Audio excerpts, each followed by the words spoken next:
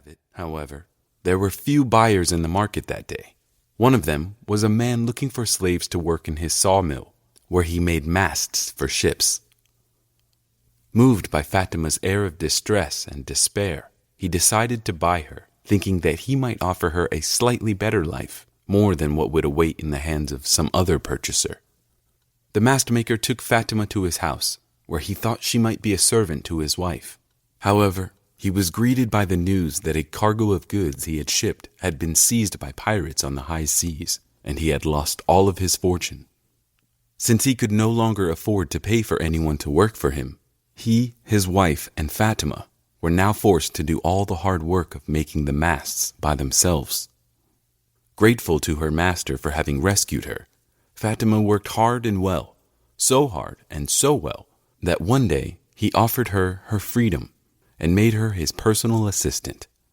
And in this way, she came to find relative contentment in her third career.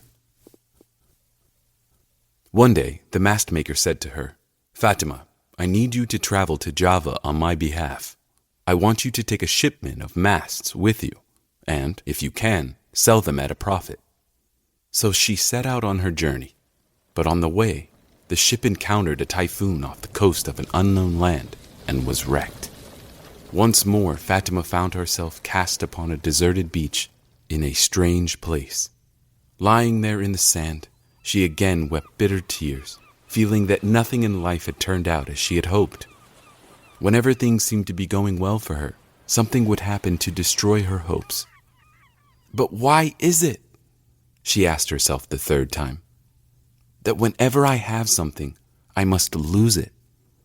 Why, oh why must I endure so much misfortune? Finding no answer, she got to her feet and walked away from the beach.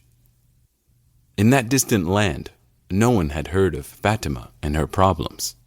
However, there was a prophecy in that country which foretold that one day a foreign woman would arrive who would be able to make a fine tent for the emperor. In those days, there was no one in the land capable of making a tent fit for a king, and everyone was looking forward to seeing the prophecy fulfilled.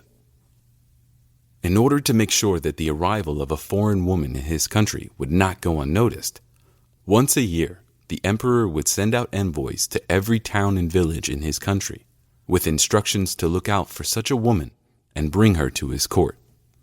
It was on just one of those occasions that the exhausted Fatima arrived in a city on the coast of that country. Through an interpreter, the inhabitants made her understand that she was